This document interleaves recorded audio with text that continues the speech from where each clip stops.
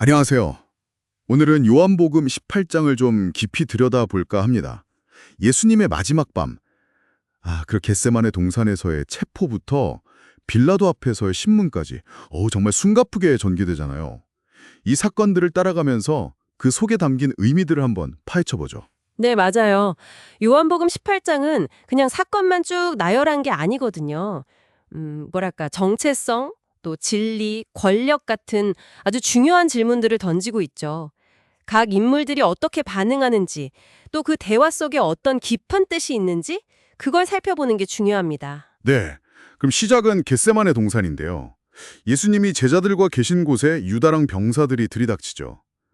근데 좀 놀라운 게 예수님이 먼저 누구를 찾느냐 이렇게 물으시고 내가 그다 하시니까 그 사람들이 뒷걸음질 치다가 땅에 쓰러졌다는 거. 이 부분 참 인상 깊어요. 그렇죠.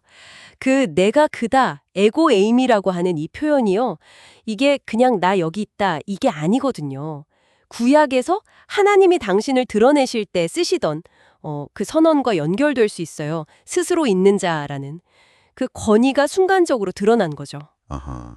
그리고 베드로가 말고의 귀를 칼로 베는 그런 돌발 행동을 네, 맞아요. 베드로가 나서죠. 네, 아주 인간적인 반응이죠. 그런데 예수님은 오히려 아버지께서 주신 잔을 내가 마셔야 하지 않겠느냐 이렇게 말씀하시면서 말리시잖아요. 네. 굉장히 침착하시고 또 어떻게 보면 모든 걸 받아들이시는 태도인데 약간 수동적으로 보일 수도 있겠다 싶어요. 그게 참 중요한 포인트인데요. 그 아버지께서 주신 잔이라는 표현, 이건 다가올 고난을 피하지 않겠다는 의지를 명확히 보여주는 거죠. 또 9절 말씀 보면 하나도 잃지 않았다는 말씀이 성취되는 것과도 연결지어 볼 수 있고요. 베드로의 그 격한 저항과 예수님의 초연함이 아주 극명하게 대비되는 장면입니다. 그렇군요. 그렇게 체포되신 예수님은 먼저 안나스에게 끌려가시죠. 당시 대제사장 가야바의 장인이었고 실세였다고 하잖아요. 네, 맞습니다.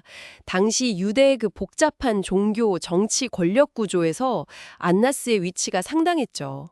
안나스가 예수님의 제자들이나 가르침에 대해 묻는데 예수님께서는 내가 세상에 드러내놓고 다 말했다. 은밀히 한 번 없다. 들은 사람들에게 물어봐라. 이렇게 아주 당당하게 답하시죠. 그렇죠. 그래서 아랫사람한테 뺨을 맞기까지 하고요. 네, 여기서 예수님은 신문 자체가 좀 부당하다는 걸 지적하시는 거예요. 내 가르침은 비밀스러운 게 아니었다. 다 공개적이었다. 그러니까 증거는 나한테 찾지 말고 나를 고발하는 자들이나 들은 사람들에게서 찾아라. 이거죠. 내가 바른 말을 했다면 내가 어찌하여 나를 치느냐. 이 반문은 정말 불의 앞에서 당당함을 잃지 않는 아주 논리적인 항변이라고 볼 수 있습니다. 같은 시각에 다른 곳에서는 또 다른 이야기가 펼쳐지죠. 바로 베드로, 대제사장 집들까지 예수님을 따라갔는데 네, 베드로의 부인 장면이죠. 문 지키는 여종이 물어보니까 나는 아니다. 첫 번째 부인, 또 사람들이 모여서 불 쬐고 있는데 거기서 또 묻자 다시 부인. 그리고 결정적으로 말고의 친척이 내가 동산에서 당신이 그와 함께 있는 것을 봤다 하니까 세 번째로 부인하죠. 그 순간 바로 닭이 울고요. 네. 조금 전에 칼까지 휘둘렀던 사람이 맞나 싶을 정도로 너무 다른 모습이잖아요. 그렇죠. 극한의 어떤 공포 앞에서 인간이 얼마나 약해질 수 있는지 그걸 정말 적나라하게 보여주는 장면입니다. 베드로의 용기와 그 나약함의 대비가 참 극적이죠. 이 사건이 복음서에 기록된 이유가 뭘까? 예수님의 고난과 대조되면서 인간의 연약함, 실패 가능성을 보여주려는 건 아닐까? 여러 생각을 하게 만들어요. 그러게요. 자, 날이 밝고 나서는 예수님이 이제 로마 총독 빌라도의 관저로 넘겨지시죠. 관정이라고 표현되어 있는데 근데 유대 지도자들은 또 안으로 안 들어가잖아요. 유월절 정결 문제 때문에. 네, 맞아요. 당시 율법 규정상 유월절을 앞두고 이방인의 집에 들어가는 걸 부정하게 여겼거든요. 그래서 빌라도가 밖으로 나와서 예수님을 만나는 좀 특이한 상황이 연출되죠. 재판의 주도권이 유대 종교 지도사들에게서 로마의 정치 권력으로 넘어가는 그 과정, 그리고 그 안에 얽힌 종교적인 관습이 흥미롭게 나타나는 부분입니다. 빌라도가 예수님께 묻습니다. 네가 유대인의 왕이냐? 예수님은 내 나라는 이 세상에 속한 것이 아니다. 나는 진리에 대해 증언하러 왔다. 이렇게 답하시고요. 네.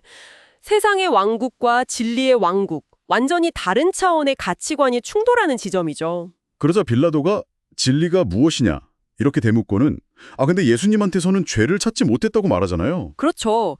빌라도의 이 질문, 진리가 무엇이냐? 이게 참 여러 해석이 가능해요.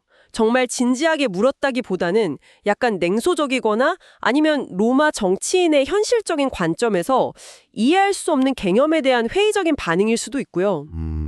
결국 죄를 찾지 못했음에도 불구하고 6월절 특사 관례를 이야기하면서 누구를 놓아줄까 묻는데 군중은 강도 바라바를 외치죠. 네, 이게 참 아이러니한 상황이죠. 빌라도는 예수에게서 죄를 발견하지 못했어요. 그런데도 결국 군중의 압력, 어쩌면 밀란을 두려워했을 수도 있고 자신의 정치적 입지를 고려해서 바라바를 놓아주게 됩니다. 당시 로마 제국의 통치 방식이나 또 빌라도 개인의 어떤 딜레마 같은 것들을 엿볼 수 있는 대목이죠. 정말 요한복음 18장은 배반, 체포, 또 불의한 신문, 인간적인 나약함, 정치적인 타협 이런 것들이 숨막히게 얽혀있는 하룻밤을 생생하게 보여주는 것 같습니다. 예수님의 말씀이나 행동 하나하나가 주변 인물들의 반응과 대비되면서 의미가 더 깊어지는 것 같아요. 그렇습니다. 28장은 권력, 진리, 충성, 배신, 그리고 인간의 연약함 같은 정말 시대를 초월하는 질문들을 우리 앞에 던져놓습니다. 특히 빌라도가 던진 그 질문, 진리가 무엇이냐? 이 질문이 2000년이 지난 지금 여러분에게는 또 당신에게는 어떤 울림으로 다가오는지 한번 생각해 보시면 좋겠습니다. 이 이야기 속 여러 인물들의 선택 또 그 결과를 보면서 내게 가장 중요하게 와닿는 메시지는 무엇일까? 잠시 멈춰서 생각해 보시는 것도 아주 의미 있는 시간이 될 거라고 생각합니다.